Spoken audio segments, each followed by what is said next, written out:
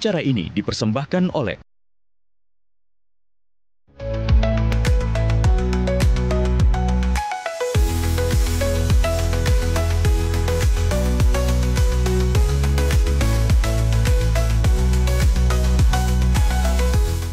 Selamat pagi pemirsa, berjumpa lagi bersama saya Kome Aprilia. Pemirsa, beasiswa pemuda tangguh ini merupakan salah satu program dari pemerintah yang sudah ditunggu-tunggu oleh pemuda Surabaya untuk melanjutkan ke jenjang kuliah. Nah, kabar baiknya adalah beasiswa pemuda tangguh ini akan ditambah kuotanya sebesar 2.000 dari 3.500 menjadi 5.500. Dan saat ini saya sudah bersama dengan Dr. Akma, anggota DPRD Kota Surabaya, dan kita akan berbincang-bincang mengenai penambahan kuota beasiswa tangguh pemuda Surabaya ini. Selamat pagi, Dokter. Pagi, gimana kabarnya? Alhamdulillah. Alhamdulillah baik. Selalu semangat. Baik, kita bicara tentang beasiswa pemuda tangguh. Ini salah satu program pemerintah yang sudah sangat ditunggu-tunggu oleh warga Surabaya, ya, anak-anak Surabaya untuk melanjutkan ke jenjang kuliah begitu. Iya, betul-betul. Dan akhirnya ada kabar baik, penambahan kuota sebanyak 2.000. Ya, alhamdulillah 2.000. Ini gimana ini? Apa yang mendasari DPRD Kota Surabaya bersama pemerintah Kota Surabaya sampai akhirnya memutuskan untuk menambah kuota sebesar 2.000? Ini lumayan besar loh, Dok. Hampir 2 kali lipat kan ya, dari 3.500 sekarang menjadi 5.500. Gimana ini, Dok? Jadi sebenarnya dasarnya selain untuk mengejar Pak Wali, kita apresiasi ada cita-cita janji kampanye ya, di mana di situ ada 1 kakak, 1 sarjana. Nah itu mungkin di samping untuk mengejar itu, nah ini juga yang paling penting adalah meningkatkan IPM ya, indeks pembangunan manusianya ya. Jadi IPM ini salah satu indikatornya itu sebenarnya adalah jumlah lulusan ya dengan lama studinya. Ya. Dengan lama studinya itu, nah dengan adanya peningkatan jumlah IPM di samping ada peningkatan kesehatan, harapan hidup itu ya. Kemudian ekonomi. Nah, ini pendidikan ini salah satu indikator naiknya IPM. Nah, dengan adanya penambahan kuota itu maka IPM itu akan otomatis naik nantinya. Jadi karena apa? Karena yang awalnya kita punya kuota 3.500 ditambah 2.000, nanti akan banyak lagi warga-warga yang tidak mampu kuliah ini akan bisa kuliah. Nah, di sini tentu saja nanti akan diberikan beasiswa, uang kuliah, uang SPP dan sebagainya, ada uang gedung, kemudian ada uang saku. Nah, itu nanti bisa mempertahankan supaya mereka tetap semangat kuliah dan dia nanti akan bisa lulus tepat waktu. Nah, ketika ini semakin tinggi maka IPM di bidang pendidikan kita akan naik. Nah, ini akan sebagai salah satu indikator untuk majunya suatu pembangunan di suatu kota seperti itu. Nah, itu intinya. Baik, pada akhirnya ada penambahan 2.000 kuota ini. Pertimbangan utamanya apa sampai akhirnya ketemu angka kita tambah 2.000 gitu? Iya. Pertimbangannya karena memang peminatnya sangat banyak sekali, atau bagaimana, Dok? Kan kita untuk meningkatkan satu kelurahan, 1 kakak, 1 sarjana, itu ternyata peminatnya cukup banyak, betul yang disampaikan tadi. Jadi ada beberapa bahkan banyak itu yang mereka sebenarnya tidak mampu kuliah, itu mereka akhirnya disisihkan dulu, diambil yang lebih prioritas. Nah, tapi sebenarnya program ini harusnya Pemkot juga bisa berkoordinasi dengan program pemerintah pusat. Nah, ini kelihatannya sudah kita anjurkan juga, jadi untuk berkoordinasi dengan program KIP-nya pemerintah pusat. Jadi sebenarnya sekolah kuliah itu tidak hanya pada pemuda tangguh beasiswa itu, tetapi juga ada di KIP pemerintah pusat. Jadi nanti dengan adanya tambahan 2.000 kuota, terus ditambah berkoordinasi dengan KIP, KIP itu bisa kita tambah 1.000 sampai 10.000 gitu, sehingga ini lebih cepat lagi. Cita-cita untuk supaya teman-teman yang adik-adik yang mau melanjutkan kuliah ini yang tadinya tidak terseleksi itu bisa diseleksi. Nah bedanya walaupun dia sudah misalnya dia sudah masuk di semester 2, semester 3 gitu, dan kemudian dia kembang kempes untuk membiayai kuliahnya, itu bisa mendaftar di Pemuda Tangguh. Oh, jadi di tengah-tengah, tidak harus dari awal. Karena pemerintah pusat itu kan dari awal tuh KIP dari awal. Nah, ini bagusnya program pemerintah kota. Jadi dia mengakomodir teman-teman yang kembang kempes sudah, adik-adik kita yang tidak sanggup membiayai kuliahnya di tengah-tengah, itu bisa aja langsung daftar. Nah, jadi ini yang kita sambut baik, dan mudah-mudahan nanti program ini bisa berjalan dengan baik ya, kita pantau terus. Oke, jadi salah satu daya tariknya beasiswa Pemuda Tangguh ini adalah bisa masuk di pertengahan kuliah. Semester 3, semester 4. Nah, karena indikator putus kuliah itu juga banyak, tinggi juga di Kota Solo. Nah, ini untuk menghindari itu. Jadi akhirnya supaya IPM-nya kan supaya naik juga. Salah satu yang menjadi pertimbangan ya, mungkin Dok, dari beasiswa Pemuda Tangguh ini kenapa bisa naik, maksud saya masuk pada saat pertengahan semester supaya tidak putus kuliah begitu. Ini yang kita apresiasi ya, programnya sedikit berbeda dengan program-program yang ada di pemerintah pusat. Kalau pemerintah pusat itu mulai harus wajib dari semester 1. Seperti itu. Baik, kalau kita bicara tentang beasiswa Pemuda Tangguh ini sebenarnya sudah berjalan berapa lama sih, Dok? Pemuda Tangguh ini sudah sejak tahun 2022. Setelah COVID ya, sudah 3 tahunan. Ya? Oke, selama 3 tahun berjalan ada evaluasi apa, Dok? Pertama yaitu tadi kuota kurang. Dari kuota kurang. Akhirnya kan kita tambah lagi ya, Dok ya. Terus kemudian ada yang prioritas penerima ya. Prioritas penerima dulu kan gamis. Sekarang kita kalau gamis itu kadang-kadang juga ternyata motivasi dulu di awal, motivasi yang gamis untuk kuliah ini kurang, sehingga kuota itu akibatnya diambil oleh yang di atasnya, yang di atas sedikit di garis kemiskinan. Jadi akhirnya kita kasih masukan jadi untuk keluarga yang memang kurang mampu. Jadi keluarga kurang mampu itu adalah keluarga yang dia memang keluar dari gamis, tidak termasuk di data DTKS, tetapi dia ada di atas garis kemiskinan, tetapi ketika dia bayar kuliah, dia terjun lagi jadi gamis. Padahal dia tidak termasuk data garis kemiskinan. Jadi kan itu yang jadi masalah. Nah, ini yang kita pertahankan. Jadi keluarga ini nanti tidak perlu lagi memikirkan anaknya biaya kuliah dan sebagainya, bahkan dapat uang saku kan. Tapi dia fokus saja ke kerjanya untuk menghidupi keluarganya, seperti itu. Oke, wah menarik ini. Meski banyak pertanyaan lagi untuk mengulik beasiswa Pemuda Tangguh, kita akan mulai lagi setelah yang satu ini.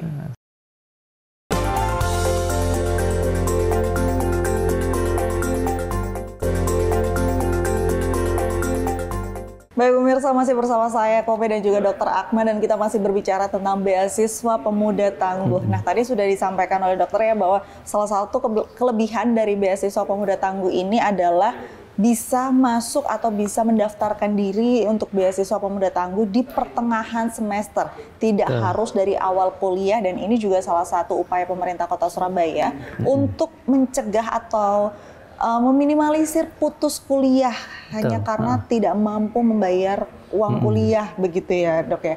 Karena ya mungkin di awal masuk kuliah masih baik-baik aja secara ekonomi, tapi ternyata di pertengahan ada kendala secara ekonomi dan akhirnya putus kuliah. Tapi sejauh ini mulai dari tahun 2022 sampai 2025, sebesar apa sih, Dok, kasus putus kuliah ini sehingga ini bisa menjadi sebuah pertimbangan untuk beasiswa Pemuda Tangguh? Akhirnya oke, nggak apa-apa deh, daripada putus kuliah masuk aja beasiswa Pemuda Tangguh. Emang sebesar apa? Jadi dampaknya yang itu dihindari sebenarnya. Jadi kalau misalnya dampak putus kuliah ini otomatis dia mubazir kan, pertama dia sebenarnya sudah bayar uang gedung, Iya, betul. sudah bayar SPP dan sebagainya, kemudian dia tidak masuk, kemudian keluarga ini akan potensi untuk jatuh ke garis kemiskinan itu cukup tinggi. Hanya karena si anak? Ya itu, karena anaknya kan otomatis dia menggantungkan misalnya dari orang tuanya yang bekerja pas-pasan kan anggarannya. Nah, ketika orang tuanya sudah mulai tidak mampu, mungkin ada suatu hal dan sebagainya, ya ini akan menyebabkan keluarga ini potensi untuk turun masuk ke dalam garis kemiskinan. Nah, padahal dia itu mungkin di lingkungan RT RW-nya itu belum terdata gakin. Nah, ini yang menyebabkan jadi masalah lagi. Nah, itu otomatis memperberat mereka. Nah, ini dengan adanya intervensi bantuan pemuda tangguh dan intervensi lainnya ya, tidak hanya di beasiswa, karena kan yang mungkin dia punya adik SMA, itu ada pemuda tangguh SMA juga. Oh iya. Ada juga. Jadi ini luar biasa programnya ini. Jadi pemuda tangguh ini untuk apa, Dok? Untuk kuliah, untuk SMA sederajat ya. Nah, kalau untuk SMP belum. Jadi masih karena SMP ini kan gratis ya. Gratis. Jadi yang SMA ini walaupun kita dengar gratis karena memang masih banyak saja warga Surabaya ini yang putus sekolah di SMK, SMA ini yang khusus yang swasta-swasta. Oh, yang swasta. Nah, SMA ini kan ranahnya provinsi ya. Iya, betul. Jadi ini juga kita membantunya yaitu di situ.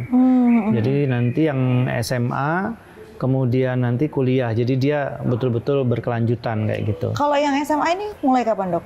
SMA sama. Oh, sama? Sama, 2022 juga. Oh, barengan sama perguruan tinggi? Sama. Jadi pemuda tangguh itu ada yang kategori SMA, ada yang kategori kuliah, ada yang hafal Al-Quran, ya. Hafal kitab suci ya. Iya, kitab jadi suci. Yang kitab suci itu ada beasiswanya. Kalau untuk SMA sendiri, kuotanya saat ini berapa, Dok? SMA ini kuotanya kurang lebih 3.000 ya kalau nggak salah ya. Belum ada penambahan lagi? Belum 3.000 dan ini masih mencukupi, jadi dari evaluasi masih cukup. Dan ini juga sama, jadi orang-orang yang kurang mampu diprioritaskan yang gamis memang, tapi kalau itu sudah ini naik ke yang kurang mampu.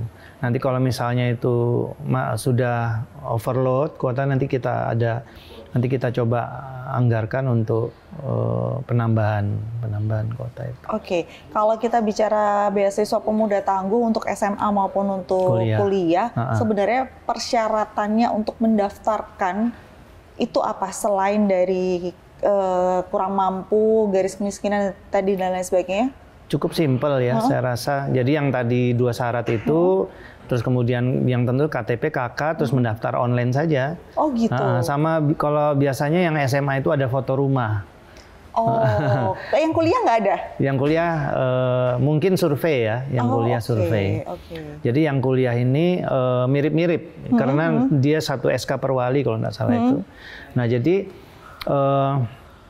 kalau sudah itu nanti memang ada keterangan, biasanya ngecek gamis apa enggak.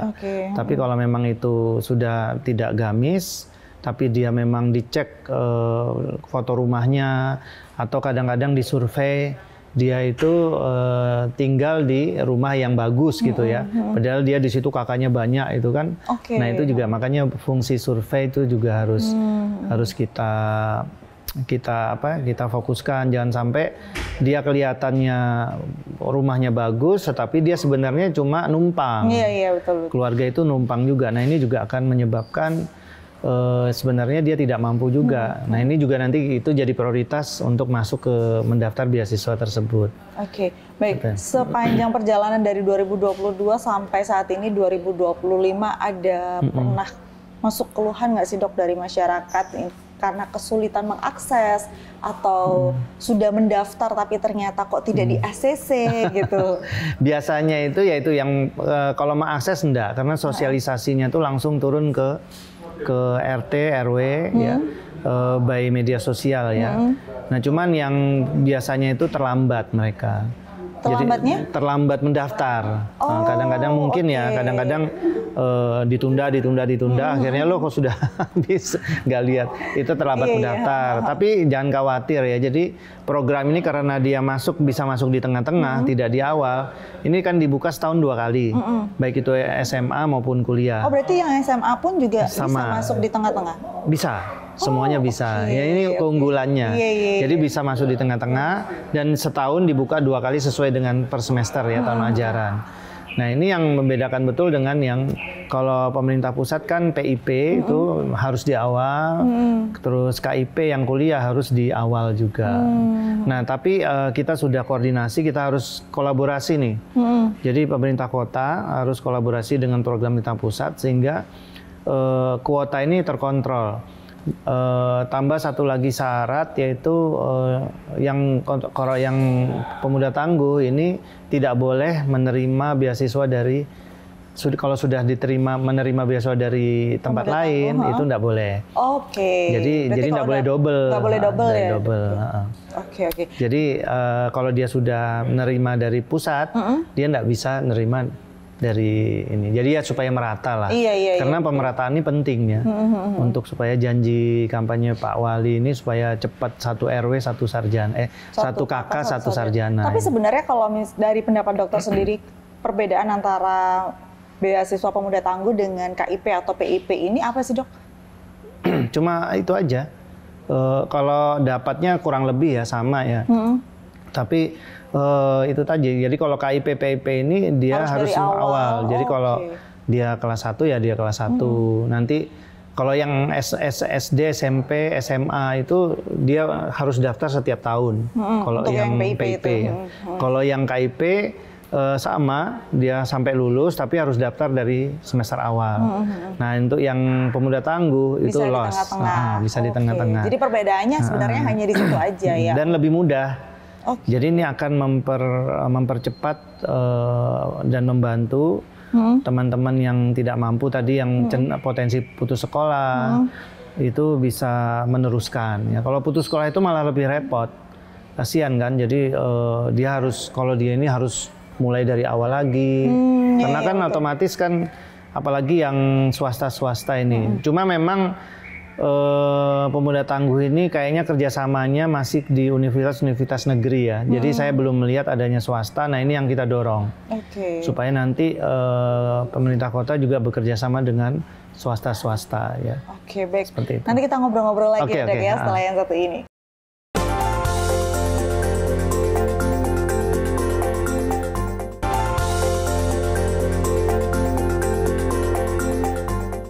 Baik pemirsa, masih bersama saya dan juga Dr. Ahmad, dan kita masih berbicara beasiswa pemuda tangguh untuk SMA dan juga kuliah begitu ya dok ya. Nah kalau kita bicara ke SMA dulu dok, untuk beasiswa pemuda tangguh SMA ini apakah hanya SMA negeri aja atau SMA swasta juga?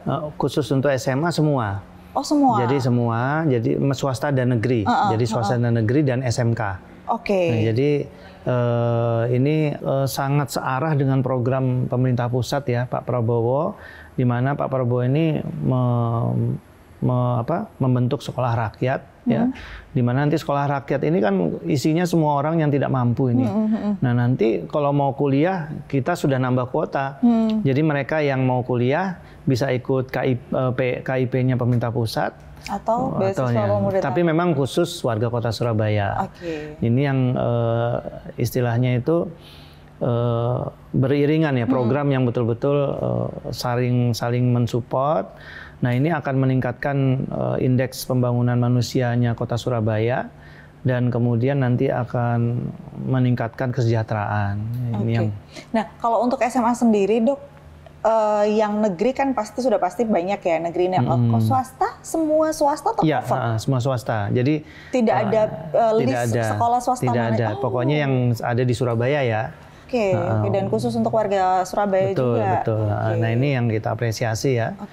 Jadi tidak perlu lagi nanti orang tua ini yang ada keterbatasan ini fokus saja bekerja untuk meningkatkan. Jadi untuk anak-anaknya yang mau sekolah itu jangan sampai pergi. Jadi ini yang amanah Undang-Undang Dasar ini yang perlu kita ambil ya, yaitu memberikan akses seluas-luasnya pendidikan. Jadi kan ada dua tuh amanah Undang-Undang Dasar, pendidikan dan kesehatan. Walaupun memang kita SMP belum bisa gratis, yang swasta ya, yang swasta di ini, dan SD masih belum bisa gratis, tapi ini minimal mengurangi beban masyarakat yang tidak mampu ini untuk bisa ikut bersekolah anak-anaknya.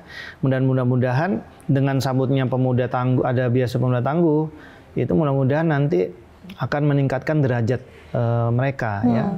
Jadi mereka walau orang tuanya tidak mampu, tapi anaknya bisa sarjana, mempunyai potensi untuk bekerja dan bersaing dengan orang-orang yang mampu. Nah ini yang tujuan utamanya seperti itu. Oke, kalau untuk yang beasiswa pemuda tangguh universitas, ada berapa universitas di Surabaya yang di-cover oleh beasiswa ini, Dok?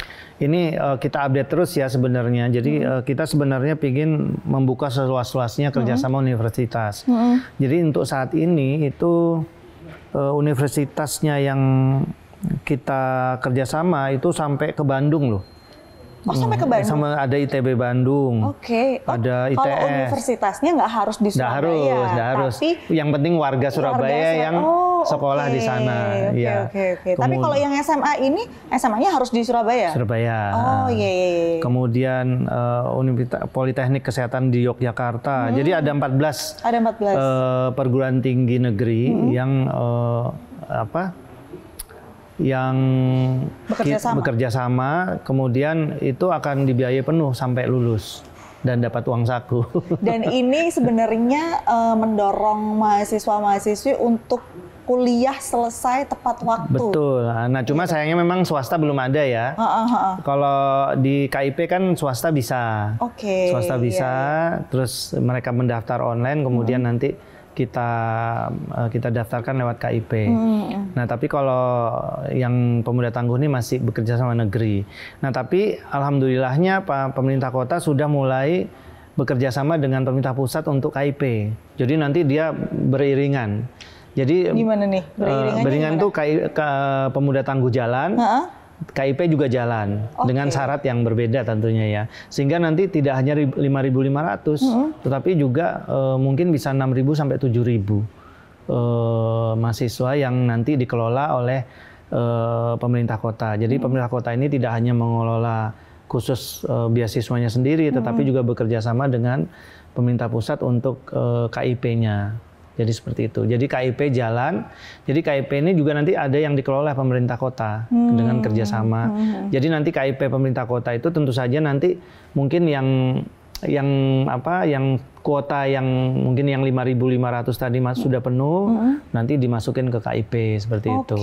Jadi kan bisa nambah lagi, jadi lebih cepat lagi tuh nanti program 1 kakak 1 sarjana. Berapa lama lagi nih, Dok, kira-kira akan terrealisasi? Oh sudah? KIP ini sudah. Jalan beriringan maksudnya? Jalan beriringan, jadi yang 5.500 kan rata-rata KIP juga setahun 2 kali kan. Nah, jadi KIP 1 tahun sekali sih, 1 tahun sekali di bulan Agustus ya.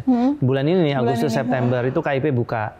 Tapi kalau pemuda tangguh karena dia bisa masuk di tengah-tengah semester itu dibuka setahun 2 kali. Jadi nanti yang beriringan itu di bulan Agustus September itu. Jadi nanti pemerintah kota akan mengelola itu yang tidak lolos kuota sudah penuh di 5.500. Ini kemudian nanti dialihkan ke KIP khusus yang mahasiswa baru ya, yang mulai dari semester 1 seperti itu. Baik. Sejauh ini bagaimana peran DPRD Kota Surabaya dalam pengawasan seleksi secara transparan para penerima beasiswa ini, Dok?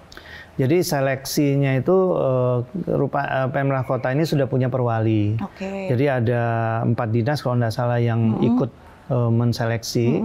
Jadi mereka saling mengontrol. Jadi ada dinas Kesra tentunya, kemudian dinas pemuda dan olahraga ya, Disbud Porapar, Kebudayaan, Dinas Pendidikan, kemudian Dinas Sosial ya. Dinas Sosial ini untuk pendataan. Jadi kalau dia memang masuk Gakin apa enggak Gakin, Gakin apa Pragakin ya. Jadi dia berada sedikit di atasnya, itu jadi prioritas juga. Jadi Pragakin ini jangan sampai mereka karena sudah mulai naik-naik, tapi ketika dibebani dengan uang kuliah, itu dia terjun lagi ke Gakin. Itu kasihan kan, nanti percuma juga. Jadi akhirnya ini yang berkesinambungan. Tentu saja nanti ada program-program padat karyanya pemerintah kota. Jadi supaya nanti menguatkan keluarga-keluarga ini supaya sampai anak-anak mereka lulus, bekerja. Nah, Dinas Tenaga Kerja ini juga menyambut dia. Jadi mereka kan juga punya program prioritas, mana yang mereka kawalnya adalah warga-warga yang Gakin dan Pragakin itu nanti langsung diterjunkan di bekerja sama dengan perusahaan-perusahaan. Nah, ini yang terus berkesinambungan. Jadi jangan sampai setengah-setengah putus dibiarkan kan gitu. Seperti itu. Nah, kalau tantangan terbesar saat ini apa sih, Dok, untuk menambah atau memperluas koneksi dari beasiswa pemuda tangguh ini? Itu tadi, kalau yang SMA saya rasa berjalan sudah terus berjalan dan kuota terus naik itu.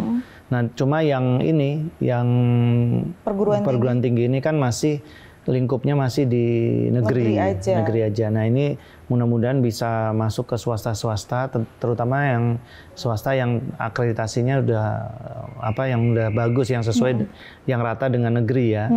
Kalau nggak salah, kalau dulu akreditasi apa itu A ya. Nah, ini yang nanti bisa dikembangkan. Karena apa? Karena yang swasta-swasta ini cukup tinggi putus kuliahnya. Karena biayanya juga cukup mahal. Iya, betul. Nah, ini yang padahal masuk swasta itu belum tentu karena memang gengsi ya. Ada juga yang masuk swasta karena nggak bisa diterima di negeri begitu. Iya. Jadi kerjasama, kemudian yang kedua di samping belum kerjasama dengan swasta, yaitu uang gedung. Setiap perguruan tinggi itu kan uang gedungnya pasti ada uang gedung berbeda. Nah, ini dengan adanya MOU antara pemerintah kota dengan perguruan tinggi itu pemerintah kota punya privilege lah ya. Jadi uang gedungnya itu tidak dengan yang sama dengan yang reguler. Ini yang penting kan ada MOU itu. Nah, itu yang nanti, karena apa? Karena setiap fakultas juga beda-beda. Kita punya fakultas kedokteran loh. Pemuda tangguhnya ada fakultas kedokteran loh. Nah, ini nanti lulusan fakultas kedokteran, fakultas kesehatan, masyarakat itu sudah mereka lulus harus membantu pemerintah kota Surabaya, karena kan mereka dibayar itu. Jadi dokter-dokternya itu. Harus berkontribusi ya. Karena kita loh kekurangan tenaga medis betul, di puskesmas. Nah, ini saling membantu. Jadi Pemkot juga punya potensi untuk mengembangkan dokter-dokter yang baru lulusnya. Jadi tidak hanya fakultas lain, jadi fakultas kedokteran juga ada. Dan itu tentu biayanya beda dengan yang reguler. Iya, betul. Kita tahu kan masuk kedokteran berapa. Baik, Dokter, terima kasih atas waktunya. Ini sebenarnya masih banyak banget pertanyaan. Nanti kapan-kapan kita ngobrol lagi ya, Dok, soal beasiswa pemuda tangguh, dan semoga warga Surabaya khususnya yang jenjang SMA maupun perguruan tinggi ini bisa segera menikmati beasiswa pemuda tangguh, karena memang prosesnya sangat mudah sekali dan harus merata di seluruh Surabaya. Dan harus merata supaya pendidikan di kota Surabaya ini juga bisa terus meningkat begitu. Terima kasih, Dokter. Terima kasih, sama-sama, Mbak. Saya Kome Aprilia pamit undur diri. Acara ini dipersembahkan oleh